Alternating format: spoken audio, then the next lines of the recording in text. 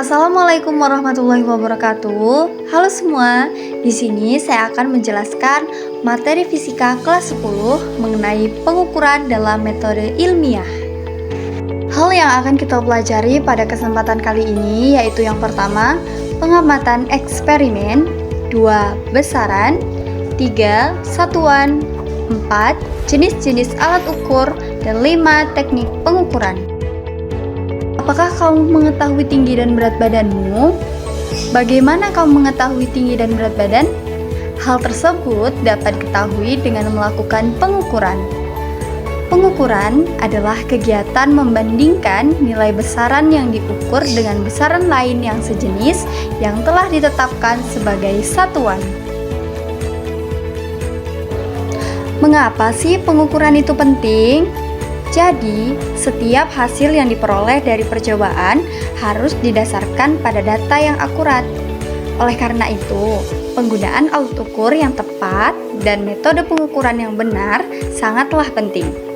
Misalnya, saat mengukur panjang, kita menggunakan penggaris yang dimulai dari angka 0 dan memastikan sudut pandang mata sejajar. Selain itu, dalam proses pengukuran, kita perlu melakukan beberapa kali dan membandingkan hasil. Hal ini bertujuan untuk memastikan data yang dihasilkan konsisten dan akurat. Materi pertama yaitu pengamatan eksperimen.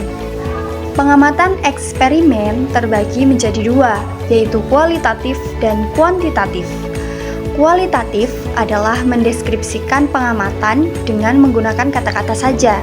Contohnya, ketika kamu memanaskan air, maka kamu dapat melihat adanya asap tipis di atas air dan gelembung udara ketika air mendidih.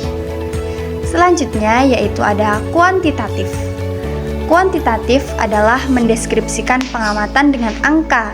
Contohnya, sebelum memanaskan air, kamu mengukur volume air menggunakan gelas ukur, yaitu sebanyak 200 ml.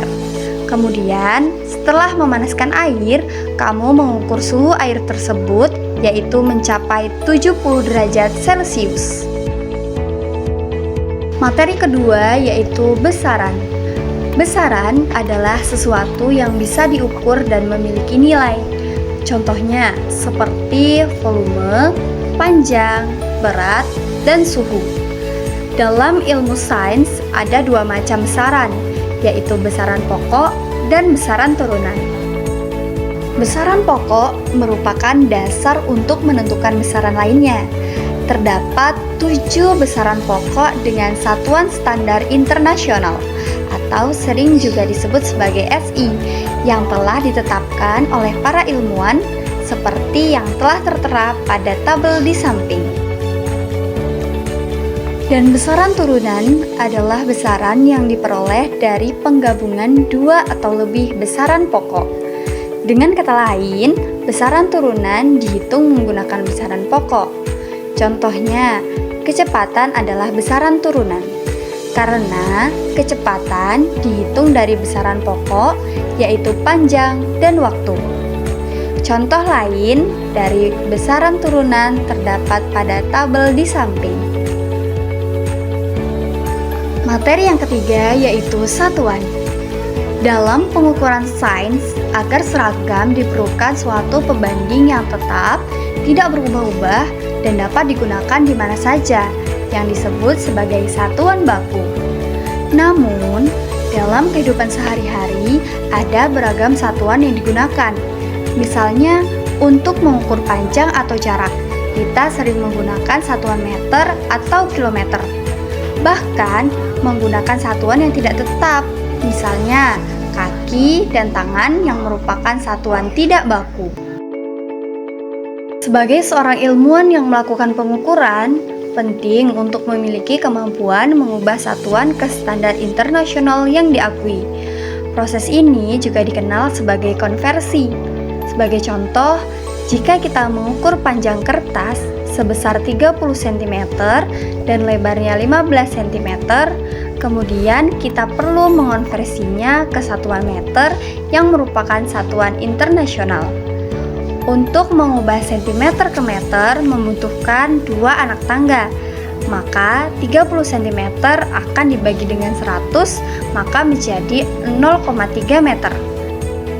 Materi keempat yaitu jenis-jenis alat ukur. Alat ukur yang pertama yaitu penggaris. Penggaris digunakan untuk mengukur panjang atau jarak.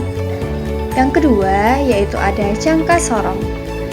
Jangka sorong adalah alat yang digunakan untuk mengukur panjang, ketebalan, atau diameter objek dengan tingkat presisi yang lebih tinggi dibandingkan dengan penggaris. Yang ketiga yaitu ada mikrometer skrup. Mikrometer skrup adalah alat yang digunakan untuk mengukur ketebalan, diameter luar, diameter dalam, atau panjang benda dengan sangat akurat. Selanjutnya yaitu timbangan.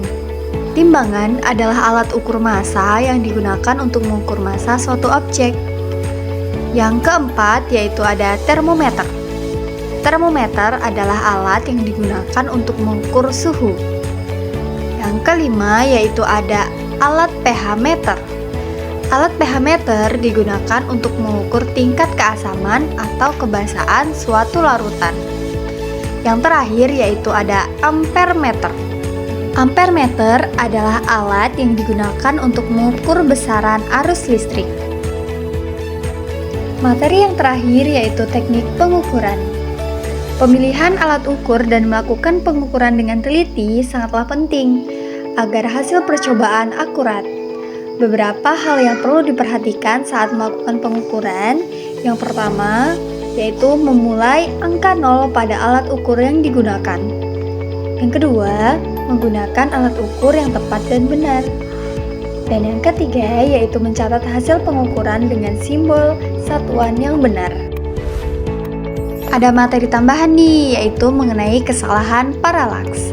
Kesalahan paralaks adalah pengamatan oleh mata tidak sejajar dengan skala benda terukur. Apabila terjadi kesalahan paralaks, maka hasil pengukuran bisa terlalu tinggi atau terlalu rendah dari ukuran yang sebenarnya. Selanjutnya yaitu mengukur volume cairan pada sisi cembung. Cairan biasanya memiliki bentuk yang tidak rata atau cembung, sehingga bacalah skala pada sisi cembung cairan tersebut. Jika cairan cembung di bagian bawah, maka bacalah skala pada bagian bawah itu. Namun, jika cairan cembung di bagian atas, maka bacalah skala pada bagian atas. Itu saja yang bisa saya sampaikan, kurang lebihnya saya mohon maaf, semoga bermanfaat. Wassalamualaikum warahmatullahi wabarakatuh.